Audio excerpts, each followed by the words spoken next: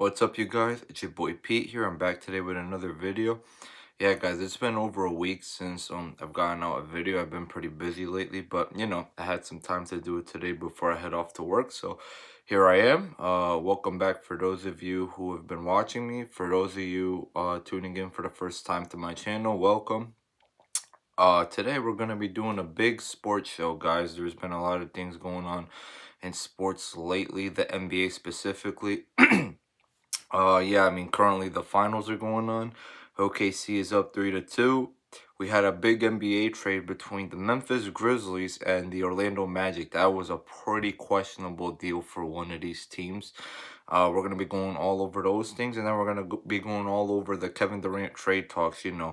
There's 3 destinations that he specifically wants. There's other teams that want him, some that don't want him, but regardless, he doesn't have a say in where he goes. He doesn't have a no trade clause. So we're going to get all into it, guys. So let's get started.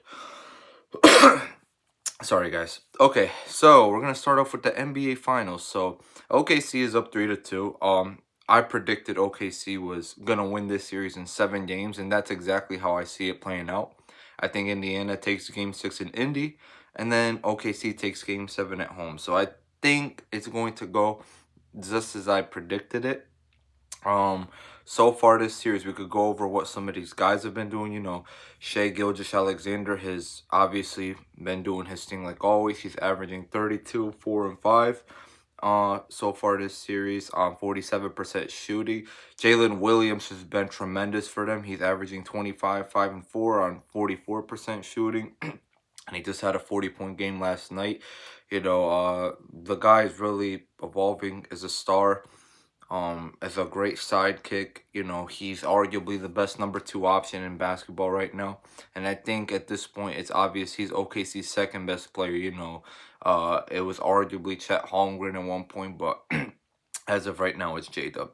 But on the other hand, what has Chet been doing this series? He's averaging 12 and 9 on 37% shooting. I mean, he's been shooting bad, but he's been tremendous on defense. Very, very tremendous.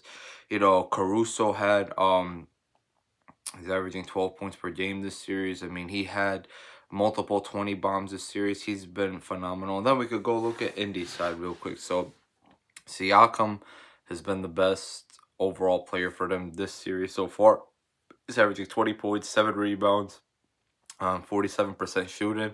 Halliburton hasn't been the greatest. He's averaging 15, 6, and 7 on 45% shooting. I mean, the guy literally just had a 4-point game last night. I mean, he had a game every single series where he had below 10 points, and in all those games, Indiana has lost. I mean, it's pretty obvious this guy is a team's engine. They really go as far as he takes them. When he plays good, they win. Whenever he doesn't play good, they don't win. That team is designed specifically for him. They're not the most talented team in the world. They're not. They're just perfectly built. And I mean, if they're going to build around one guy's IQ, if he's not showing up, then yeah, chances are the team's going to lose. And that's exactly what's been happening this postseason anytime he does not show up. Yeah, I mean, last night was just a complete choke job out of him. Like, 4 points in a must-win game. Like, nah, bro. That can't happen. But we'll see if he bounces back in Game 6. I think he will. He's still a very good player. I'm not discrediting him. He's beaten all odds this postseason. I mean, nobody expected Indiana to be in the finals, and they are. So, yeah, I still give him a lot of credit for what he's done up to now. Then after that, Indiana, it's funny because Indiana has 8 guys averaging 10-plus points this series. Miles Turner is averaging 13. Benedict Matherin's averaging 12. Obi Toppin is averaging 11. McConnell's averaging 11.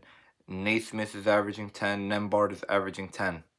So, I mean, pretty much Indiana's been playing a good final so far. But the reason why they're not up in this series right now is because Halliburton just straight up choked last night. Like, he just straight up choked. But, yeah, that's pretty much everything for the finals up to now. It's been a great series so far. We'll see how it plays out. I had OKC in 7 from the jump, and so far, I think it's going to play out that way. So, we'll see. But moving on, guys, we're going to go all over the Desmond Bane trade.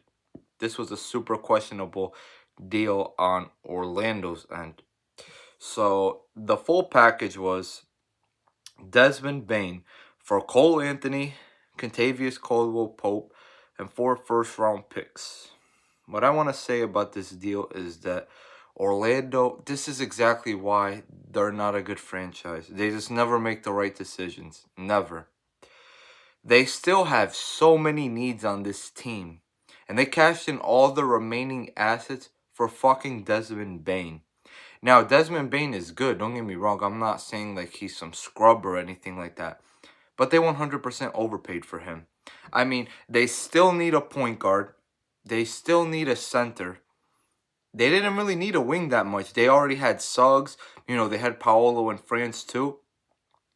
You know, Unfortunately, they're playing Suggs at point guard because they don't have a real point guard. The guy's just a shooting guard, basically being forced to play point guard. So now their lineup is basically going to be Suggs, Desmond Bane, Paolo, and France. That's going to be their 1-4. They still have a need at center. Wendell Carter stinks. He's not the answer. Yeah, they need a point guard. They need a center. But unfortunately, they can't get one anymore because they cashed in all their assets for Desmond Bane. They overpaid the shit out of him. So what I'm going to say now is that they're basically just stuck being mid. I mean, at best, they're maybe a top 4 team in the East. They're still not on the level of teams like Indiana, Cleveland, New York, or even Boston. But they'll probably be better than Boston next year because Tatum is not expected to play. So they're pretty much going to cap out as the 4th best team in the East. And then after that, once Tatum comes back and Boston is better again and other teams in the East start getting better, they're going to fall right back to where they currently are. And like I said, they don't have room to improve. This was an all or nothing move, and they're not a title contender as it is. Now, if it was a situation like the Knicks, for example, where they traded 4 firsts for Mikal Bridges last offseason, don't get me wrong, that was an overpay too, but you could at least see where they're coming from. I mean, they actually are right there for a championship, so it made sense to try and overpay a little bit just to make a push to win. That's a good mentality to have, but not for the Orlando Magic, though. This team still has way too many needs, and they traded for a guy they're basically going to plan on making a spot-up shooter, when realistically they didn't even need a wing like that. And Bane isn't some superstar either. He's not a star either. He's just a great role player. But yeah, Cole Anthony and KCP weren't big losses. It's mostly the picks that I'm concerned about. I mean, Cole Anthony stinks. He's an undersized guard that can't shoot or defend. I think KCP, I mean, he's kind of starting to get washed. He's not really the same player he was on the Lakers and in Denver. So I'm not concerned about those two guys. The 4 first was too much. Personally, I would have done Cole, KCP, and 1 to 2 firsts at most for Desmond Bane. At absolutely most. They got completely fleeced. But on the other end, for Memphis, what does this deal really do for Memphis? I mean, Cole Anthony's not very good, but he could come off the bench as a scoring 6-man, and they could run a similar offense since him and Ja have like a similar style of play. They're going to fit in KCP at the 2 slot next to John, the starting lineup. And, they have a shit ton of picks now, guys. I mean, people are questioning, what is Memphis going to do moving forward? Are they going to keep Ja? Are they going to move off him? Are they going to give Triple J all the money? Or are they just going to completely blow it up? Like, what are they going to do? I mean, now that they have all these assets, they have 2 options. They could either trade Ja Morant and go all in on the rebuild, or they could cash in all the picks they got for somebody who becomes available on the market.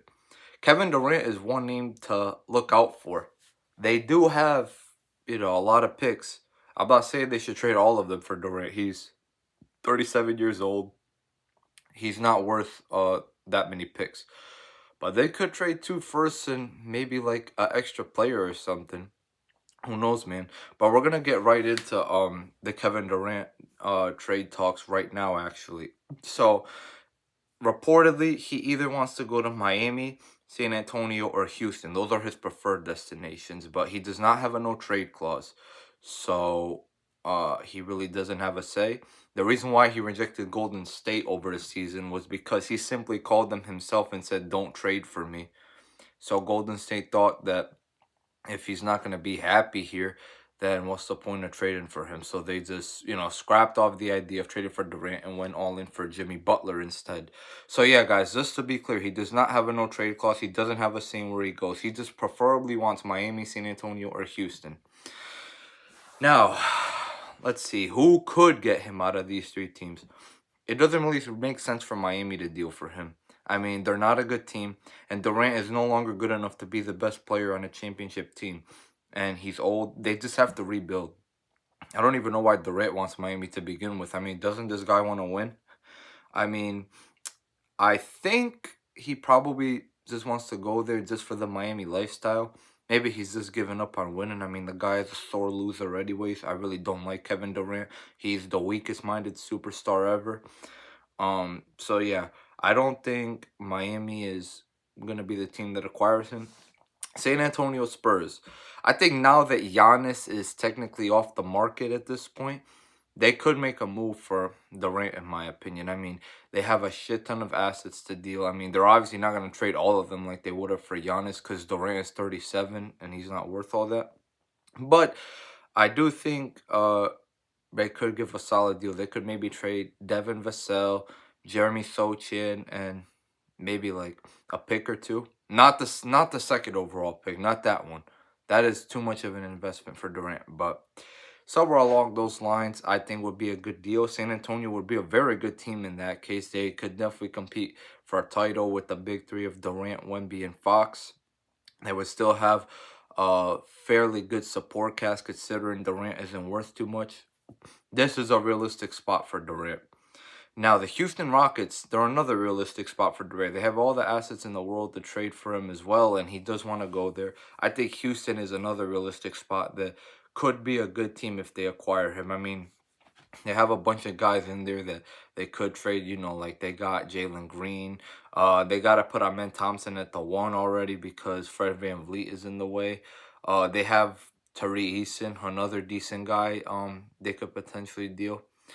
Uh, they have Dylan Brooks. So I mean, yeah, they have a lot of assets to deal. So if they pair Durant with Shengu and Amen Thompson, that could be a pretty good team right there. So we'll see who really gets him. But there are other teams in the talks for getting Durant. Talks on the New York Knicks said they just straight up don't want him. What do you mean you guys don't want him? What do you mean? You guys are right there for a championship. You traded for Karl Anthony Towns. You traded for a first from Mikal Bridges. You're literally right there. Like, don't you want to make a push to win? If I'm the Knicks, personally, I would just call the Phoenix Suns and tell them, listen, OG and Anobi and a little bit of draft capital for Kevin Durant. They get the big three of Brunson, Durant, and Karl Anthony Towns. They still have a good cast behind them. They would have Mikal Bridges, Mitchell Robinson, Josh Hart. That team would probably win the championship right there. But the Knicks want to settle for mediocrity. They said, nope, we're not getting him. This is the second time you guys fucked up on getting Kevin Durant. This is exactly why you guys have not won a championship since 1973 either. Minnesota Timberwolves are another team that want Kevin Durant. Durant just said he doesn't want to go there.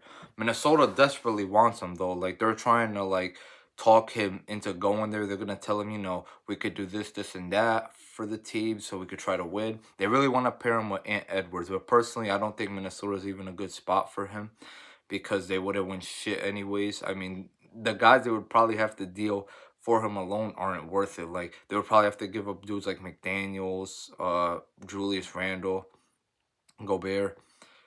At that point, it's really not worth it, bro. You're just gonna make a duo of Ant and Durant just to commit to being a play-in team, pretty much. Like, it's not worth it. It would literally be a slightly better version of the Phoenix Suns issue. That's literally what it would be. One more team that could make a move for him, but, as of right now, not many talks are going on because the team is in the finals playing. The Oklahoma City Thunder. They have all the picks in the world, all the young talent in the world. They have guys that are going to have to get paid, and they're not going to be able to keep all of them. Next year, Chet Holmgren and Jalen Williams are both on contract seasons. Now, you might not be able to pay both of them. But if I were to commit to one, I would commit to Chet Holmgren only because he's the center of the defense. He's the floor spacer. And they got guys that do what J-Dub pretty much does already. Like, they have Shea as the scoring guard. They have shooters everywhere. They have defenders everywhere. So, if I were to trade either of the two, I would trade J-Dub. Now, are they going to deal him for Kevin Durant? I mean, it would be a great deal for Phoenix, but is it really worth it for OKC? I mean, they're probably going to win the title as is. J-Dub is only getting better and better.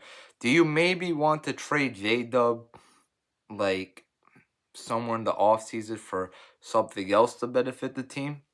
And then for now, you kind of just give a few assets for Durant. Like, they could probably do some shit like Alex Caruso, Aaron Wiggins, and 2 firsts.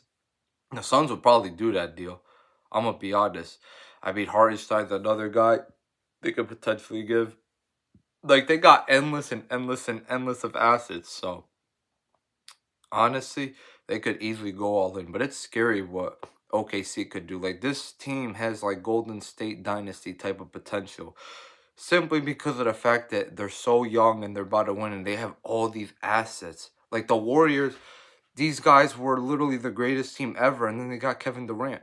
Oklahoma City Thunder could quite literally be in that same exact position. Like, it's scary what these guys could do, man. It's really scary. But we'll see if they decide to budge on Durant or not in the once the finals are over, if nobody else has dealt for him yet.